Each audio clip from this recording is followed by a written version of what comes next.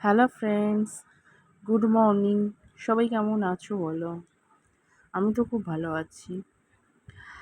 আজকে আমি তোমাদেরকে একটা ভালো জিনিস দেখাবো। দেখো, এটা আদি আর ঈশানীর বানানো।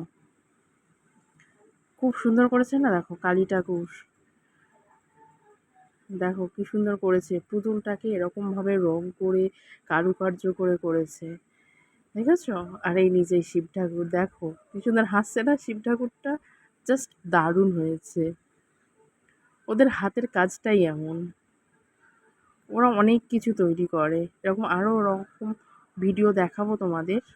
এরকম অনেক কিছু বানানোর। দেখো তোমরা, মাথায় চাঁদ পরে দিয়েছে, ত্রিশূল করে দিয়েছে, কালী ঠাকুরের জিভ হাত দিয়ে। খুব সুন্দর করেছে না? তোমাদের কাছেও যদি এইরকম কোনো ভিডিও থাকে তাহলে আমাকে অবশ্যই পাঠাবে।